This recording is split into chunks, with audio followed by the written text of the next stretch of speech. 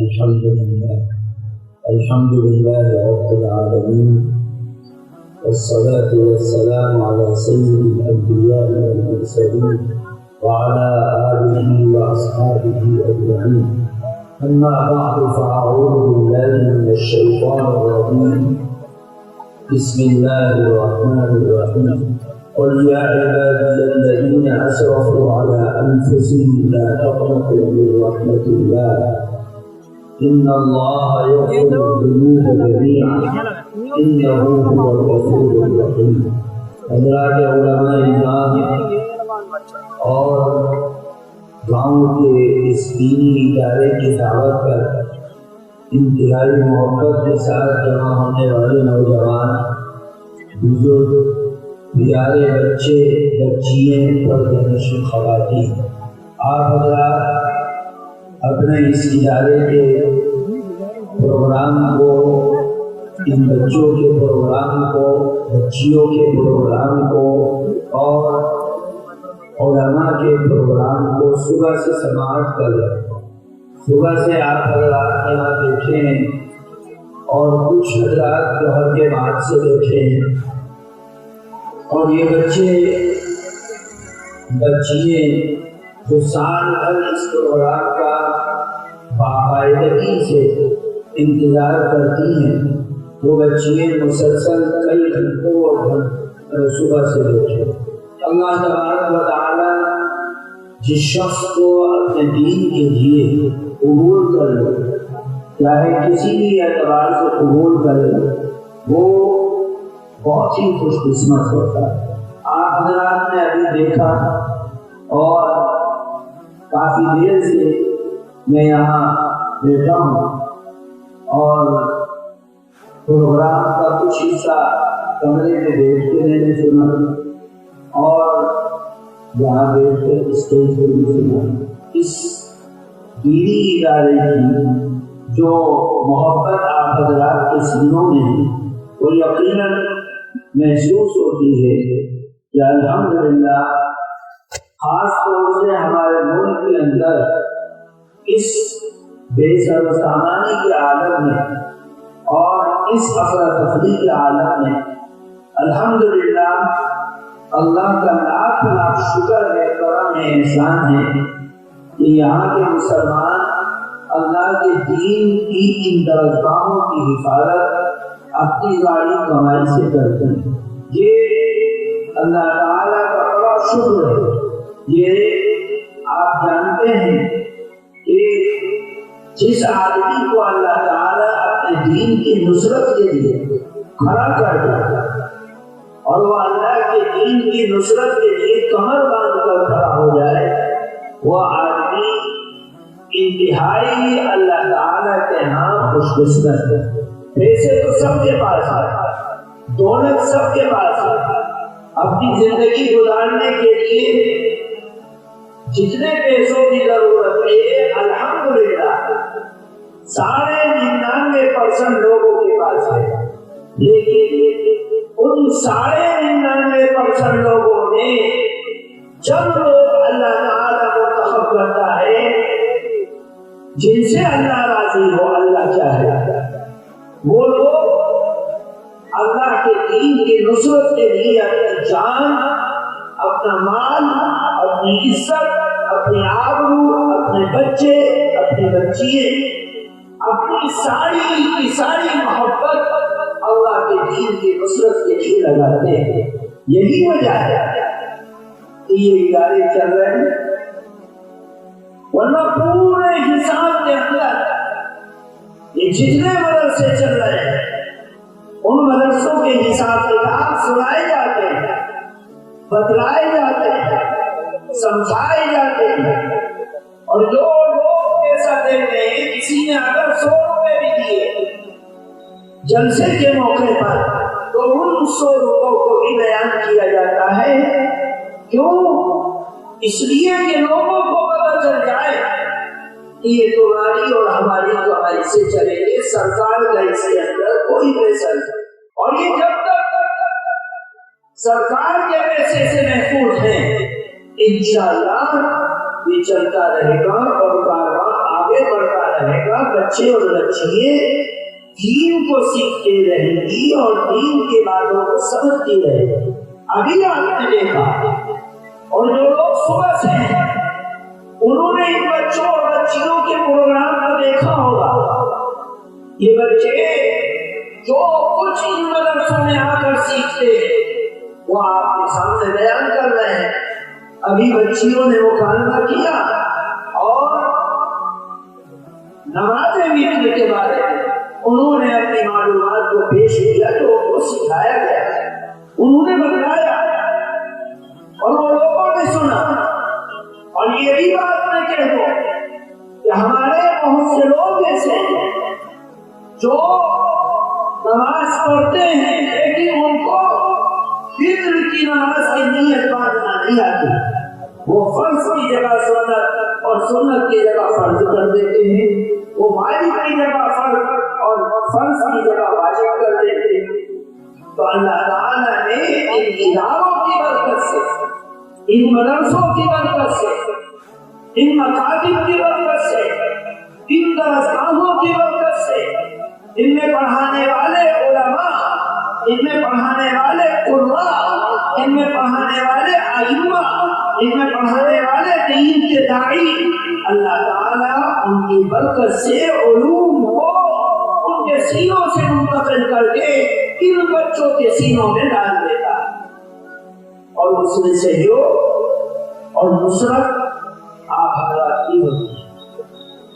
آپ حضرات کھڑے ہوتے ہیں گویا کہ آپ کو معاہدہ کر رہے ہیں کہ مدرسے میں پڑھانے والوں تمہاری مہینے کی جو کچھ ضرورت ہوگی اس ضرورت کو ہم پورا کریں گے، ہمیں کہیں سے لا کر دینا پڑے۔ تم ہمارے بچوں کو پڑھاؤ، ان کو قرآن پڑھنے والا بناؤ، ان کو نمازی بناؤ، ان کو دیندار بناؤ، ان کو دین کا سیکھنے والا بناؤ۔ یہ بچے کہاں اس گاؤں سے چل کر آتے ہیں اور اس رش والی سڑک کو پار کرتے ہیں اور یہ بچے بچیاں پار کر کے اس ادارے کے اندر آتے ہیں۔ بہت سے گاؤں کے لوگ ایسے ہیں جو اپنے بچوں کی مانتا اور محبت ہے مدرسے کے اندر بھیجنے سے معلوم ہو جاتے ہیں کہ کہیں بچے کو کوئی ٹکر نہ لگے۔ یہی وجہ ہے کہ پھر مساجد کے اندر پہلے چھوٹے چھوٹے مکتب کو قائم کرنا پڑا اور وہاں پر بچوں اور بچیوں کی تعلیم کو کیا گیا۔ میرے دوستوں بزرگوں، گاؤں کے اندر ان مدارس کو چلانے میں بڑے مسائل ہیں۔ سب کو راضی کرنا اور سب کو متحد کرنا اور سب کے تعاون کو حاصل کرنا اور سب کے گھروں سے بچوں اور بچیوں کو لے کر آنا، یقیناً یہ مدرسے میں کام کرنے والے اساتذہ کی محنت اور ان کی قربانی کو گواہ کرتا ہے کہ وہ محنت کرتے ہیں، قربانی دیتے ہیں، ہر ایک کی کڑوی کسیلی بات کو سنتے ہیں، سمجھتے ہیں، پھر ان کے بچوں کو محنت کر کے کارآمد بناتے ہیں۔ ہم جیسے لوگ جب ان بچوں اور بچیوں کو اسٹیج پر دیکھتے ہیں تو ہم کچھ نہیں دیکھتے، صرف یہ دیکھتے ہیں کہ بچی یا بچہ پڑھ رہا ہے یا بول رہا ہے تو کس انداز سے بول رہا ہے، اس کی بول سے پتہ چل جاتا ہے کہ بچے کے اوپر کتنا محنت کیا گیا ہے، عین کیسے نکال رہا ہے، قرآن کے الفاظ کیسے بول رہا ہے، نماز کے نام کیسے بول رہی ہے، کلمہ اور اسلام کی باتیں کیسے نکل رہی ہیں، سلام کیسے کر رہی ہے، اس سے پتہ چل جاتا ہے کہ ان بچوں اور بچیوں پر محنت کیسی ہوئی۔ میرے دوستوں بزرگوں، اللہ تعالیٰ کا شکر ہے کہ اللہ تعالیٰ نے تمہارے اس ادارے کو پروان چڑھا کر 20 سال میں یہاں تک تقریباً 20 سال، لیکن ایک شکایت، اور وہ شکایت مولوی سے بھی ہے اور سب سے جتنے ذمہ دار یہاں بیٹھے اور آج تمہارے جلسے کے بیچ میں یہ کہنے پر مجبور ہے क्योंकि तुम लोग अपने मदरसे को चलाते हो, अमेरिका से इसका खर्चा नहीं आता, सऊदी अरब से इसका खर्चा नहीं आता, इसका खर्चा आप हजरात की जिंदगी की मेहनत और उस मेहनत का जो पैसा आता है उस पैसे को आप अपने बच्चों के कलेजे से काट कर इन मदरसों के अंदर भेजते हैं। ये खर्चे आप पूरा कर रहे हैं। इसलिए आपको वो शिकायत समझना चाहिए और सोचना चाहिए और उसको महसूस करना चाहिए और कबूल करना चाहिए कि ये शिकायत बेकार नहीं है, ये शिकायत वजह है जो की जा रही है। और ठंडे दिल से अपने कलेजे पर हाथ रख कर सोचो कि काम जो शिकायत कर रहा है ये शिकायत पर हक है ना। अभी मुल्ला जी ने बोला कि फला मौलवी साहब की इतनी तनख्वाह, फला मौलवी साहब की इतनी तनख्वाह, फला इमाम साहब की इतनी तनख्वाह, फला ये यकीन जाना कि किसी भी सच्चे आदमी से पूछो 7,000 रुपए में वो घर चलाए। अगर यहाँ से 30 किलोमीटर दूर उसका मकान है और वो हर जुमेरात को अपने बच्चों की देख रेख के लिए, उनकी दवा के लिए, उनके इलाज के लिए, उनके खर्चे के लिए, शादी ब्याहों में आने ले जाने के लिए अपने जिंदगी के उज़्र माज़रत होते हैं, दुख होते हैं, कुड़न होती है, बीमारी होती है, चाहत होती है और जिंदगी के हालात खर्चे होते हैं। मेरे दोस्तों, बदलाव मुझे दिल पर हाथ रख के कि तुम अगर अपने मौलवियों को, अपने कारियों को, अपने बच्चों के मुस्तक़बिल को ताबनाक बनाने के लिए मेहनत करने वालों को अगर 7,000 रुपए देकर ये समझोगे कि हमने इनका हक अदा कर दिया, ये तुम्हारे बच्चों को जन्नत का रास्ता बता रहा है, ये तुम्हारे बच्चों की कब्र को पुरनूर बना रहा है, ये तुम्हारे बच्चों के आमाल को, अखबार को, उनकी नमाज को, उनके रोजे को, उनके कुरान को अच्छा बनाने की फिक्र कर रहे हैं और तुम अपनी गाड़ी कमाई से इतनी तनख्वाह न रख सको जिस तनख्वाह में उनका हर बसर, उनकी जिंदगी, उनका जिंदगी का खर्चा, घर का खर्चा, बच्चों का खर्चा, बच्चियों का खर्चा, बीवी का खर्चा, खानदान की जरूरियात वो पूरी ना हो सके तो बताओ तुम्हारे इस पढ़ने पढ़ाने से उस पढ़ाने वाले को जिसने अपनी सारी 24 घंटे घटाई वो फल रखा है, उसको क्या फायदा हो? नतीजा यही होगा कि 20 साल से तकरीबन मैं इस मदरसे को देख रहा हूँ, जो हाफिज की आता है वो 2 साल काम करता है, फिर अपना रास्ता देखता है। उसने तुम्हें समझा, तुम्हारे बच्चों की मिजाज को समझा, तुम्हारे मदरसे की मिजाज को समझा और जब वो समझ गया तो अब तुम्हारी नाकदरी की वजह से और कमजोरी की वजह से, उसकी जरूरियात की देखभाल न करने की वजह से वो यहाँ से चला जाता है। बदलाव तुम 2,000 रुपए में इमाम साहब को दे रहे हो कि यहाँ 8 घंटे पढ़ा, इमाम कैसे पढ़ा देगा? 2, 2.5, 3 हजार में क्या पढ़ाएगा? और जब उसको एहसास होगा और क्या वो समझेगा, और मैं समझता हूँ बच्चों के पगड़ी नहीं बनी, इसका मतलब ये कि हाफिज नहीं तैयार। क्यों हाफिज तैयार होंगे? तुम असातिज़ा की ज़रूरियात की कदर करो, वो ये मेहनत करेंगे और ये कदर करेंगे और तुम्हारे बच्चों पर मेहनत करके लॉकडाउन नहीं, लॉकडाउन का बाप भी आ जाए तो इंशाअल्लाह तुम्हारे बच्चे हाफिज कुरान बनेंगे अगर तुम इन पढ़ाने वालों की कदरदारी करो। मुझे उम्मीद है कि गांव के जिम्मेदारान और मदरसे के जिम्मेदारान और सरपरस्त मौलाना आमिर साहब ये हजरात बैठ कर इस मसले को हल करेंगे। अच्छा दो और अच्छा करो, अच्छा दो, तुम्हारा करोड़े, तुम्हारा माल, तुम्हारे बच्चे, फिर तुम उनकी आंख में आंख डालकर पूछ सकते हो कि तुमने हमारे بچے کو کہاں تک پڑھایا اور کیسے پڑھایا، اور وہ جواب دہ ہوں گے۔ اور اگر اب تم جواب دہ ہونے کے لیے کھڑا کرو گے تو یاد رکھو وہ ٹھیلا دکھائیں گے اور چلے جائیں گے کہ تم جو دے رہے ہو تو ہم کہیں نہیں دے سکتے۔ میرے دوستوں بزرگوں،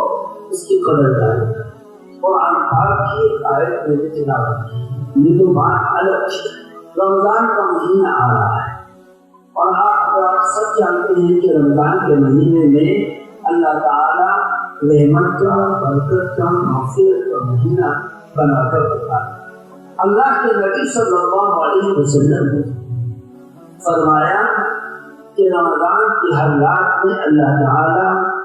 ان گنہگار بندوں کو جن کا نام جہنم کے رجسٹر میں لکھا جا چکا، اللہ تعالیٰ رمضان کی رات کی برکت سے، مغفرت کی برکت سے، اس مہینے کی برکت سے ان جہنمیوں کے نام کو رجسٹر سے ہٹا کر جنتیوں کو لکھ دیتا ہے۔ کتنا بڑا انعام، یہ سارا انعام ان لوگوں کے لیے ہے جن کے اعمال کے اندر کمی کوتاہی ہوتی ہے۔ اللہ ان کو جنت میں اس رمضان کی برکت سے بھیجتا ہے۔ یہ یاد رکھنا، گناہ دو طرح کے، ایک گناہ حقوق اللہ، اللہ کے حق میں کمی کرتے۔ اللہ نے جس کام کو کرنے کا حکم دیا اس کام میں کوتاہی کی، گناہ کبیرہ کر دیا اور اس گناہ کو اپنے سر کے اوپر لے لیا، جھوٹ بول دیا، بےایمانی کر دی، نشہ کر دیا، نماز چھوڑ دی، روزہ کو چھوڑ دیا۔ میرے دوستو، یہ اللہ کا حق ہے، اگر اس میں کمی کرو گے تو میرے دوستو اس کو کہا جائے گا کہ اس نے اللہ کے حق میں کمی۔ دوسرا گناہ حقوق العباد، اللہ کے بندوں کے حق میں کمی کرنا۔ آپ جا رہے ہیں کسی کے کھیت میں، آپ گھس گئے اور مولی توڑ کر کھا لیا، گاجر توڑ کے کھا لیا، مالک کی اجازت کے بغیر اس کے کھیت سے گنا توڑ کر کھا لیا، مالک کی اجازت کے بغیر اس کے کھیت سے چری کاٹ لی، برسی کاٹ لیا، ڈول کاٹ لیا، پیڑ کاٹ لیا، اس کے مال میں ناحق اپنی طرف سے دسترازی کر کے اس کے مال میں کمی کر دینا یا اس کے مال کو ناحق اپنے استعمال میں لے آنا، یہ بندوں کے حقوق میں کمی ہے۔ دونوں کا حکم، چاہے حقوق العباد ہو یا حقوق اللہ ہو، دونوں کا حکم الگ ہے۔ اگر بندوں کے حق میں کمی کرے گا تو اس کی توبہ کا طریقہ یہ ہے کہ جن بندوں کا حق مارا ہے ان سے جا کر معاف، نماز پڑھے گا معاف نہیں ہوگا، حج کر کے آئے گا معاف نہیں ہوگا، رمضان کے روزے رکھے گا جب بھی معاف نہیں کروا سکتا، توبہ کرے گا، آنسو بہائے گا، روئے گا، چڑچڑائے گا، لیکن معاف نہیں کروا سکتا۔ معافی کا ایک ہی طریقہ ہے کہ جس کی امانت میں خیانت کی، جس کے مال میں خیانت کی، جس کے دل کو دکھایا، جس کی غیبت کی، اس سے جا کر اس کی چوکھٹ پر کھڑا ہو کر معافی مانگے، چلتا پھرتا کبھی معافی مانگ لے۔ یہی وجہ ہے کہ بعض لوگوں کو دیکھا کہ جب مر جاتے ہیں تو ان کے اولاد قبرستان میں کھڑے ہو کر اعلان کرتی ہے، بھائی ہمارے باپ کا جو کچھ کسی کے اوپر ہو یا کسی کا میرے باپ کے اوپر ہو اس کو معاف کر دو، لینی دینی کر دو، اور جو کچھ میرے باپ نے کسی کا دل دکھایا ہو میں معافی مانگتا ہوں، میرے باپ کو اللہ کے واسطے معاف کر دو۔ بہت سی جگہ دیکھا، ایک جنازے میں ہم چکوالی میں تھے، وہاں بار بار بیٹا جو ہے اعلان کر رہا ہے اور لوگ خاموشی سے جا رہے۔ ہم نے کہا اے لوگوں،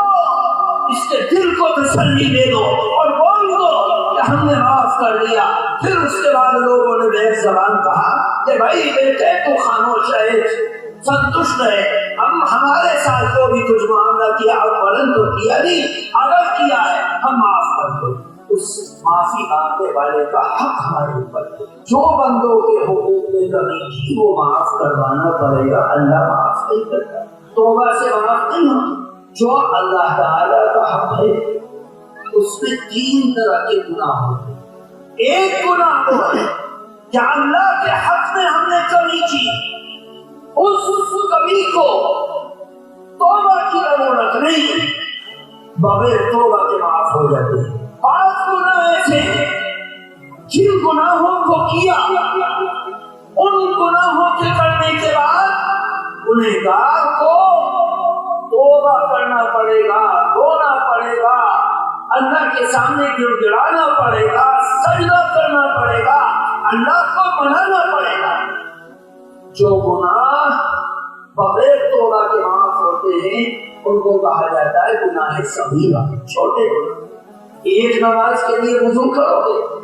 تو پچھلی نماز تک کے جو گناہ معاف ہو جاتے ہیں بغیر توبہ. ایک نماز پڑھو گے، دونوں نمازوں کے درمیان میں جو گناہ ہیں وہ معاف ہو جائے گا. ایک رمضان سے دوسرے رمضان کے روزے تک جو 11 مہینے کے گناہ ہیں وہ معاف ہو جائیں گے کیونکہ چھوٹے گناہ. میرے دوستو، دوسرے نمبر کا اللہ کے حق کا گناہ ہے، اس کو کہا جاتا ہے گناہ کبیرہ. اور گناہ کبیرہ کی 2 قسمیں. ایک قسم تو یہ ہے کہ توبہ کرو، اللہ کو مناؤ، اللہ کو راضی کرو، اللہ تعالیٰ معاف کر دے گا. اور دوسرا گناہ کبیرہ وہ ہے جو توبہ سے بھی معاف نہیں، توبہ سے بھی معاف نہیں ہوتا. اگر کعبے کے پردوں سے لٹک کر توبہ کرے، گڑ گڑائے، روئے، آنسو بہائے، اللہ کو منائے، توبہ کرے تو اللہ جب بھی اس کے اس گناہ کو معاف نہیں کرے. جو گناہ توبہ سے معاف ہو جاتے ہیں وہ گناہ جھوٹ بول دیا، کسی کے ناحق قتل کر دیا، کچھ اور کر دیا، کچھ اور کر دیا، سود کھا لیا، نشہ کر لیا، شراب پی لیا، یہ گناہ ایسے ہیں جو توبہ کرنے سے، سچی پکی توبہ کرنے سے معاف ہوتے ہیں. لیکن جو گناہ توبہ سے معاف نہیں ہوتے وہ گناہ نماز کا چھوڑ، قضا نہ کرنا، رمضان کے روزے کو توڑ دے، قضا و کفارہ نہ ادا کرنا، زکوٰۃ اگر فرض ہے اس زکوٰۃ کو ادا نہ کرنا، حج اگر فرض ہو چکا ہے زندگی میں کبھی بھی تو اس حج کو ادا نہ کرنا. یاد رکھو ان چاروں کے گناہ کا معاملہ ایسا ہے کہ یہ گناہ توبہ سے بھی معاف نہیں ہوتے، کیونکہ اللہ تعالیٰ فرماتا ہے، اللہ کے نبی صلی اللہ علیہ وسلم کی شریعت یہ کہتی ہے کہ اگر نماز چھوٹ گئی تو اس نماز کو ادا کرنا ہے. اگر کھڑے ہو کر نہیں پڑھ سکتا تو بیٹھ کر پڑھ، بیٹھ کر نہیں پڑھ سکتا تو لیٹ کر پڑھ، لیٹ کر نہیں پڑھ سکتا تو اشاروں سے پڑھ، اور اشاروں سے اگر نہیں پڑھ سکتا اور اس دنیا سے چلا جاتا ہے تو تیری اولاد کے اوپر حق ہے، فرض ہے، اور تیرے اوپر فرض ہے کہ وصیت کر کے مرنا کہ میرے مرنے کے بعد اگر میں اتنی نمازیں نہ پڑھ سکوں تو میری نماز اور روزے کا کفارہ ادا کر. میرے دوستو، نماز کے چھٹنے کا گناہ، روزے کے چھٹنے کا گناہ، زکوٰۃ کے نہ ادا کرنے کا گناہ اور حج کے استطاعت ہونے کے باوجود نہ کرنے کا گناہ بغیر ادائیگی کے معاف نہیں. زندگی میں اس کو ادا ہی کرنا ہے، اور زندگی کے بعد اگر اس دنیا سے چلا جائے تو اولاد کے ذمے باپ ہونے کی حیثیت سے، ماں ہونے کی حیثیت سے لازم ہے، ضروری ہے کہ وہ اپنے ماں باپ کی چھٹی ہوئی نماز، چھٹے ہوئے روزے، نہ ادا کی ہوئی زکوٰۃ اور نہ ادا کیا ہوا حج، ان کی قضا کو ادا کرے، ان کی قضا اور ان کا فدیہ ادا کرے، اور یہ حج بدل ادا کرے. اس چیز کا ادا کرنا ضروری ہے. اگر ہم نہیں کریں گے تو گنہگار ہو کر مریں گے. ہم چاہے جتنی توبہ کریں یہ نماز اور روزے اور زکوٰۃ اور حج والا گناہ معاف نہیں ہو. میرے دوستوں بزرگوں، رمضان کا مہینہ آ رہا ہے، اس کی قدر کریں، گیہوں کٹیں گے،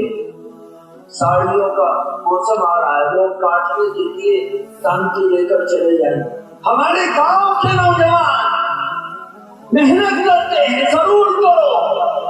لیکن عام طور سے شکایتیں آتی ہیں کہ مولانا صاحب گرمی اوپر سے پڑ رہی، تیس لگ رہی، بھوک لگ رہی، گرمی ستا رہی، اب ساڑی کاٹیں گے یا روزہ رکھیں گے؟ میرے دوستو، اتنے مزدوروں کو ہم دیکھتے ہیں جو ہمارے مدرسے میں کام کرتے ہیں یا ہم سے تعلقات رکھتے ہیں، کسان ہیں،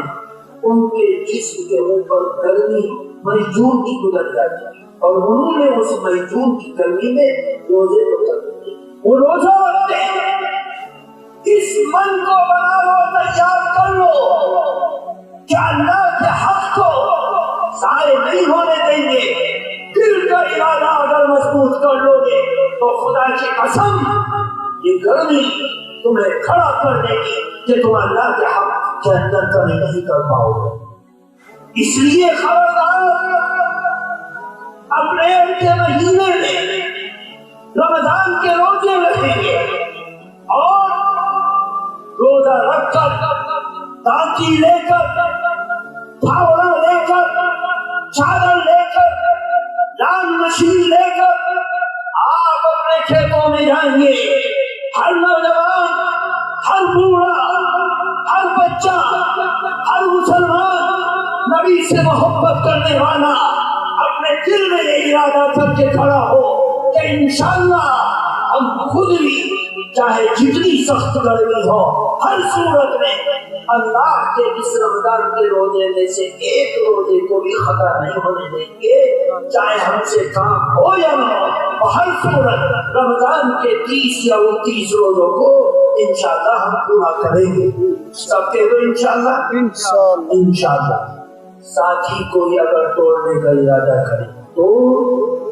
تمہارا فرض بنتا ہے کہ تم اس کو روکو۔ اور یہ بھی یاد رکھنا، دان مشین چلانا فرض نہیں، دانچی سے کاٹنا گیہوں کی یہ فرض نہیں، اس کو اکٹھا کرنا یہ فرض نہیں، دانے کو اپنے گھر میں لے کر آنا فرض نہیں۔ اس کا وعدہ اللہ نے کیا، چاہے تم کھیت میں چھوڑ دو۔ منڈی گڑی کے اندر ایک بڑا کاشتکار، جب کاشتکاروں کا دلی میں چل رہا تھا، ایک سال تک چلتا رہا، تو وہاں منڈی گڑی سے اخباروں میں بھی آیا کہ پوری کھڑی فصل پر کلے کے کلے اپنے ٹریکٹر سے بہا دیے۔ بھوکے تو نہیں مرے، ختم تو نہیں ہو گئے، فاقہ تو نہیں آیا۔ یہ تو دل کا ارادہ ہے، لیکن یاد رکھو رمضان کا روزہ رکھنا فرض ہے، رمضان کے روزے کا حساب دینا لازم ہے۔ ایک ایک روزے کی قدر اتنی ہے کہ اگر رمضان کا ایک روزہ توڑ دو اور ساری زندگی روزہ رکھتے رہو تو خدا کی قسم اس رمضان کے روزے کا حق تم ادا نہیں کر سکتے۔ اس لیے قدردانی کرو اور اپنے آپ کو کمر بستہ رکھو کہ کسی بندے کا حق اگر ہمارے اوپر ہے تو ہم بندوں سے معاف کروائیں گے۔ اگر چھوٹا کوئی گناہ کیا ہے اللہ معاف کر دے گا ہماری عبادتوں کی برکت سے، اور اگر ہم نے کوئی بڑا گناہ کیا ہے توبہ کر کے اس کو معاف کروائیں گے، اور اگر ایسا گناہ جو توبہ سے معاف نہیں ہوتا، عبادت سے بھی معاف نہیں ہوتا، تو اس گناہ کے قریب بھی ہم نہیں جائیں گے۔ انشاءاللہ نماز بھی نہیں چھوڑیں گے، روزہ بھی قضا نہیں کریں گے، زکات کو بھی حساب لگا کر ادا کریں گے، اور حج جب فرض ہو جائے گا حج کو ادا کریں گے۔ ہم لوگ یہ سمجھتے ہیں کہ حج فرض جب ہوتا ہے جب سارے بچوں کی شادی ہو جائے، ساری بچیوں کی شادی ہو جائے، ہمارے سر کے اوپر سے حق اتر جائے، تو بہت سی عورتیں ہمارے گھروں میں آتی ہیں گاؤں دیہات کی، تو گھر کی عورتیں کہتی ہیں کہ آپ نے حج کیا؟ انہوں نے کہا جی حج کہاں، ابھی تو حج کیسے ہو جائے گا جی، ایمان تو 4 بچیاں ہمارے سر پہ کھڑی ہیں۔ ارے بھائی 4 بچیاں کھڑی ہیں، ان بچیوں کا نکاح کروانا یہ تمہارا حق بنتا ہے، ان بچیوں کا حق بنتا ہے، لیکن 5 لاکھ کا جہیز دینا، 10 لاکھ کا جہیز دینا، بائک دینا، منگنی کرنا، مدح کرنا، ولیمہ کرنا، ان میں سے کوئی چیز تمہارے اوپر فرض نہیں ہے۔ فرض حج کو ادا کرنا۔ ہم یہ سوچتے ہیں کہ بچوں اور بچیوں کا نکاح ہو جائے گا پھر اس کے بعد حج کریں گے، نہیں۔ اگر آج آپ نے اپنے کھیت سے بیٹے کٹوائے اور ان بیٹوں کو جو تم نے کٹوایا ہے 5 لاکھ سے زیادہ قیمت کے ہیں اور تمہارا کاروبار 5 لاکھ سے اوپر ہے، تو یاد رکھو تمہارے اوپر حج فرض ہو گیا۔ یا جس کسی کے پاس 5 لاکھ سے زائد پیسے ہوں اس کے اوپر حج فرض ہو جاتا ہے۔ اس لیے اگر وہ بغیر حج کے مرے گا چاہے حکمری کے عالم میں مر جائے، یاد رکھو جس سال اس کے اوپر حج فرض ہو گیا تھا اور وہ حج پر جا سکتا تھا اس سال اس نے حج نہیں کیا تو ساری زندگی کو ایک فرض کے چھوڑنے کا گناہ اس کے اوپر لٹکا ہے۔ یاد رکھو مفتیان نظام سے پوچھیں۔ اس لیے میرے دوستو اپنی غلط پرمپراؤں کو نکالیں۔ یہ سمجھداری کا زمانہ ہے، یہ سمجھداری کا زمانہ ہے۔ اس سمجھداری کے زمانے میں صحیح قدم رکھو، گناہ اپنے سر پر لے کر مت جاؤ۔ کوئی کسی کا نہیں ہوتا، نہ اولاد، نہ بیٹے، نہ بیٹی، نہ بچے، کوئی کسی کا نہیں ہوتا۔ سب ہاتھ چھاڑ کر آ جاتے ہیں، قبر کی مٹی ڈالی اور وہ جو اس کے قدموں میں پڑا رہتا تھا، جو ہر وقت ابا ابا کرتا تھا، وہ ہر وقت اس کی خدمت میں لگا رہتا تھا، وہ بھی اس کے قبر کی مٹی کو اپنے ساتھ لے کر جاتا، ہاتھ چھاڑ کر آتا۔ سمجھو میرے دوستوں بزرگوں، ٹائم بہت ہو گیا۔ میں بھی ایک لمبے سفر سے آدم گڑھ کے پاس سے صبح چلا تھا اور مسلسل سڑک سے سفر کرتے ہوئے یہاں پہنچا ہوں۔ میں تو موریانی سے کہہ رہا تھا کہ بھائی میں تھکا ہوں، مجھے معذور سمجھو، لیکن کون کسی کی سنتا ہے۔ بہرحال جو باتیں میں نے بولی ہیں اللہ کی توفیق اور اس کی سعادت سے، ایک تو اپنے مدرسین کی تنخواہ اچھی کرو، ان کے دل کی دعائیں تمہارے بچوں کو لگیں گی، اور یہ تمہارے ہاں تنخواہ لے کر اگر گھر پہ پریشان ہوں گے ان کی بیوی ان سے لڑے گی، ان کے بچے ان کے سامنے روئیں گے اور پھر تم کچھ نہیں کر پاؤ گے۔ تمہاری ذمہ داری بنتی ہے کہ تم ان کے خرچوں اور مصارف کا دھیان رکھو۔ ایک کام تو ان مدرسین کی تنخواہ اچھی کر دو۔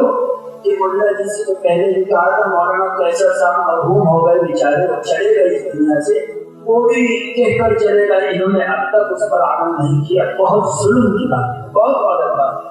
اور میرے دل میں یہ بات آ رہی تھی کہ میں اسٹیج سے اعلان کروں گا اگر تنخواہ نہیں بڑھائی تو اگلے سال جلسے میں نہیں آؤں گا، لیکن